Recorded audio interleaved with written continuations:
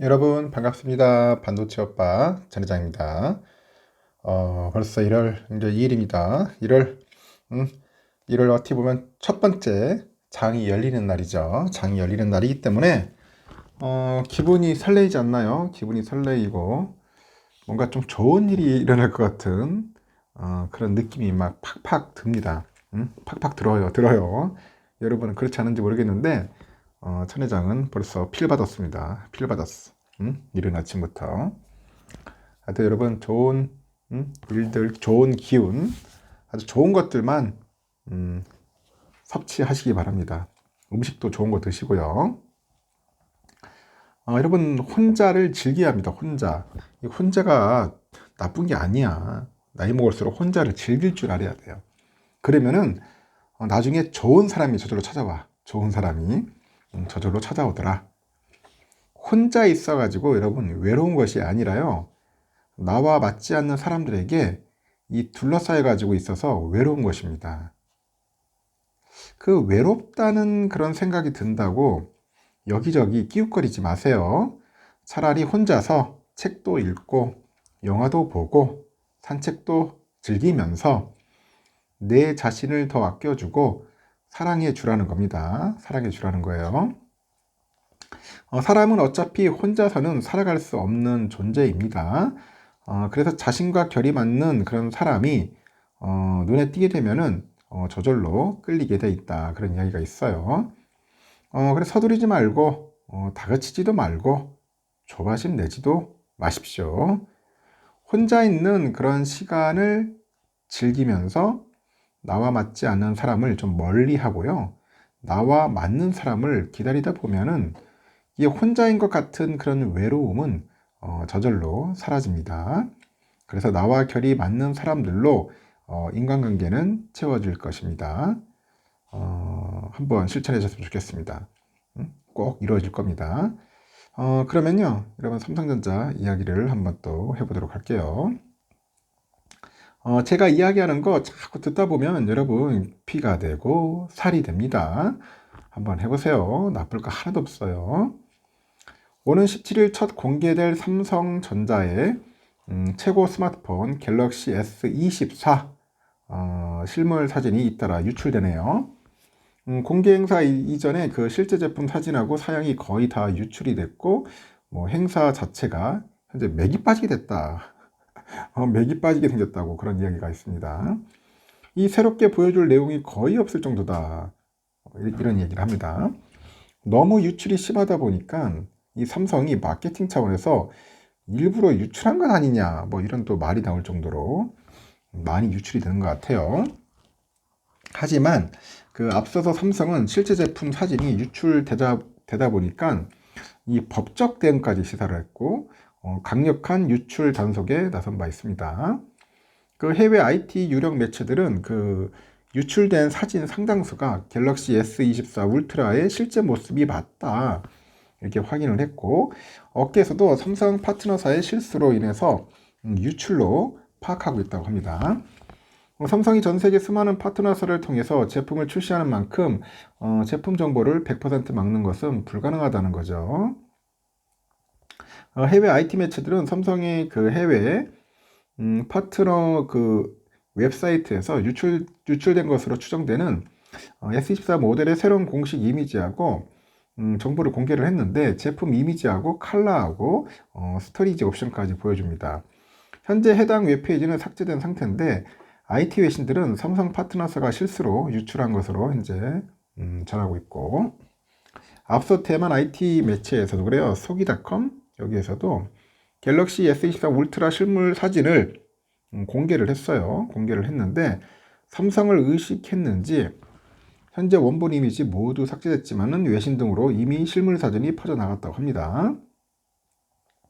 그 새로운 스마트폰을 출시하기 위해서는 통신망 테스트 과정을 거쳐야 하는데, 그죠? 거쳐야 하는 데다가 또 사전에 파트너스들과의 협의 과정이 필요해서 제품 정보를 원천 봉쇄하는 것은 불가능하다.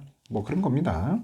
이 사진 속에 있는 게 거의 추정되는 사진이라고 하는데 모르겠어요. 실제 나와봐야겠지만은 유출된 정보에 따르면 삼성전자 그 전략 프리미엄 폼은 S24는 아이폰 15와 같이 충격에 강하고 가벼운 티타늄 소재가 적용되고 실시간 통역을 제공하는 인공지능 AI 기능이 삼성전자 스마트폰 최초로 탑재된다는 것이 가장 큰 특징이네요.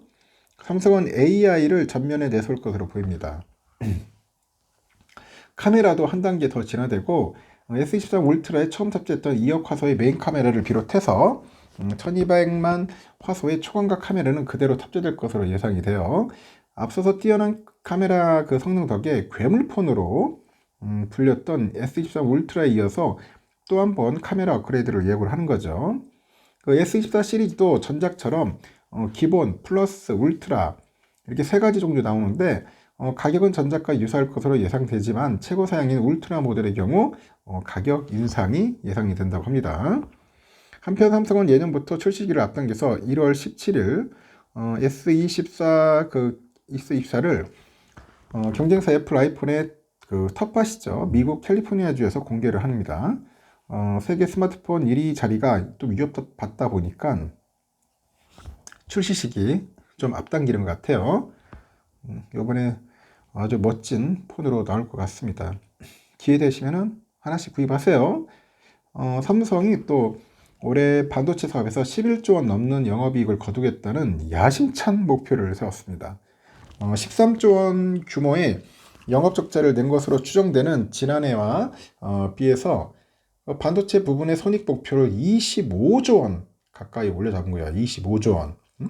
감산 효과로 D램 가격이 반등하기 시작을 하는 거예요.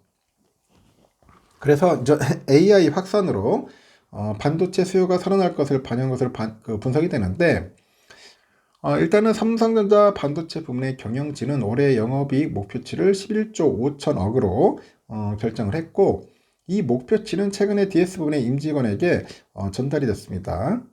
DS 부문은 올해 삼성전자 전체 영업이익의 3분의 1 수준을 담당할 것으로 예상이 돼요. 지난해 DS 부분은 13조 원 안팎의 영업 손실을 기록한 것으로 추정이 되는데 1년 만에 11조 원이 넘는 영업 흑자를 달성하겠다고 공언한 것은 최근 시장에서요 그 반도체의 그 해빙 신호가 뚜렷해서입니다. 이 D램하고 낸드 플래시 범용 제품의 고정가는 지난해 10월부터 12월까지 석 달 연속 올랐어. 그래서 제조사들의 그런 감산하고 그 재고 감소, 그래서 공급 과잉 그 상황이 이제 해소되는 거죠. 스마트폰, PC 업체 중심으로 주문이 재개된 영향으로 분석이 됩니다. 그리고 HBM 등 프리미엄 제품은 지난해에 이어서 올해도 완판이 유력하고 그리고 컴퓨터 익스프레스 링크, CXL D램 등 이 고부가가치 제품 양산도 본격화될 것으로 전망이 되네요. 일단은 삼성이 올해 반도체 영업이익 목표치는 11조 5천억, 거기에 대한 전문가들의 평가고 영업 적자를 기록한 작년처럼 암울하지 않아도 매년에 영업이익 30조에서 40조 정도 찍었던 슈퍼사이클 시기에는 크게 못 미치기 때문이죠. 30조 원 정도 규모의 구형과 이 범용 제품 재고, 중국을 포함해서 글로벌 경기의 불확실성 등등 해가지고 하여튼 그런 위험 요인들을 반영한 것으로 분석이 되는 거죠. 그리고 어제 그 반도체 업계에 보니까 삼성전자가 한 11조 원이 넘는 영업이익 목표치를 책정한 배경으로는 HBM 등 고부가치 D램의 인기가 꼽혀요. HBM은 D램을 쌓아서 데이터 처리 용량과 속도를 키운 칩인데 AI용 서버의 필수제로 꼽힙니다. 최근에 그 HBM 시장은 공급자 우위 상황으로 흘러가고 있고 고객사들은 입도 선매를 위해서 생산 업체들한테 6억에서 한 10억 달러 정도 선급금을 지급한 것으로 알려져 있어요. 투자은행 모건 스탠리가 22년 19억 달러였던 글로벌 HBM 시장 규모가 지난해는 40억 달러로 증가한 것으로 분석을 했고 최근에는 올해 HBM 시장이 한 10조에서 한 15조 정도 규모에 달하지 않겠냐 봅니다. 그 HBM의 수요 급증세는 삼성에도 긍정적인 요인으로 평가됩니다. 삼성이 올해 HBM 시장 점유율 전망치가 47에서 49%입니다. 이 밖에 최신 규격의 DDR5, 이 D램의 납품이 확대되고요. 아까 말한 CXL D램, 그리고 프로세싱 인 메모리, PIM이라고 하는데 이거고요. 그리고 저지연 광대역 D램, LLW D램 등 AI용 고부가 가치 D램 양산도 흑자 전환 연료로 꼽히는 거죠. 이렇게 범용 제품과 관련해서도 실적 회복 조짐이 일어납니다. 지난해 본격화한 그 감산 영향으로 공급 과잉 상황이 누그러진 건 긍정적 요인이고, 수요도 살아나고 있고, 시장조사 업체 트렌드포스 보니까 올해 반도체 핵심 수요처 스마트폰하고 PC장의 매출이 전년 대비 각각 5%, 한 4% 정도 증가할 것으로 전망을 하죠. 21년 7월부터 2년 넘게 내리막을 탔던 메모리 반도체 가격은 지난해 4분기부터 반등세 돌아섭니다.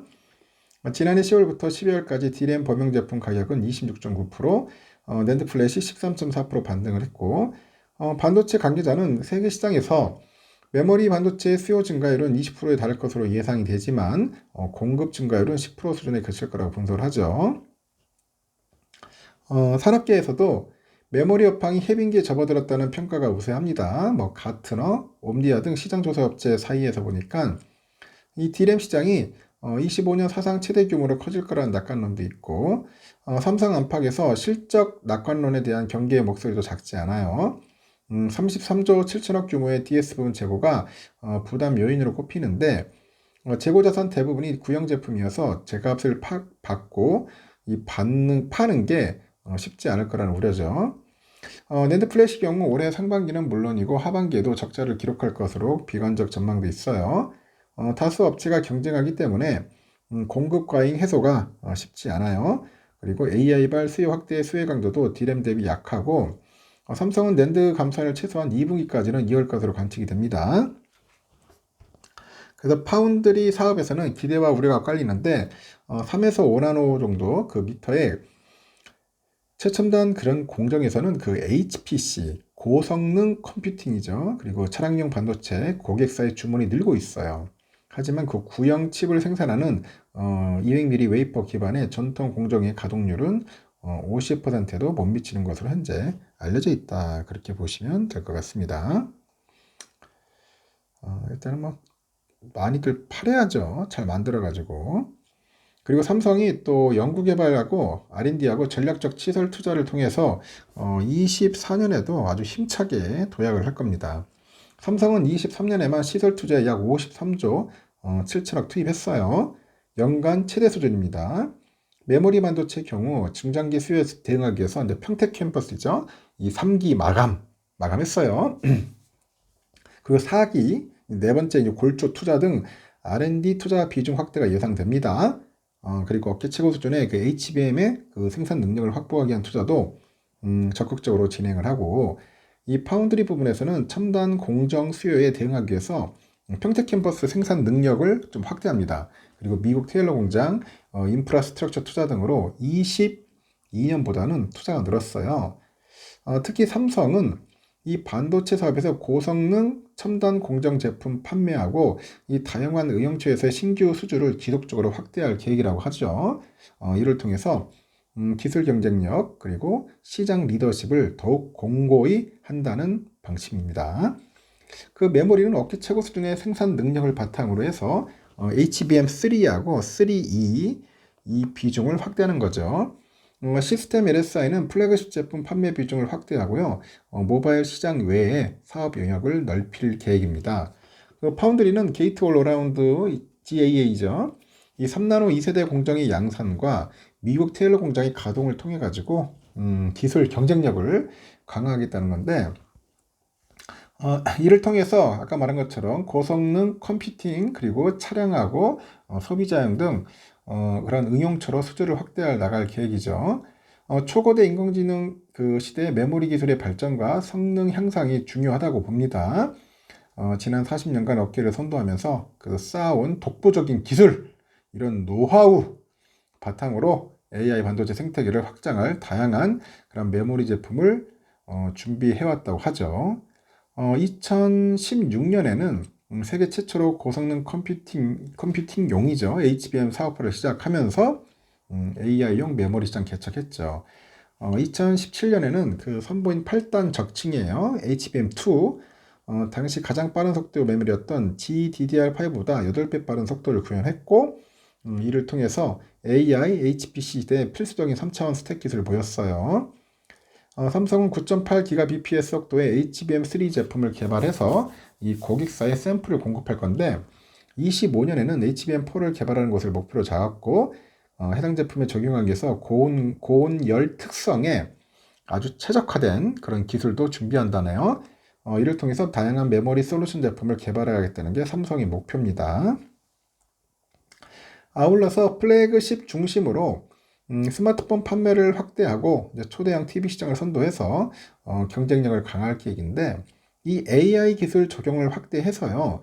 이 스마트 싱스를 통해 가지고 고객 맞춤형 초연결 경험을 이제 제공하겠죠. 그리고 확장 현실 등 신성장 기술 확보도 적극 추진할 겁니다.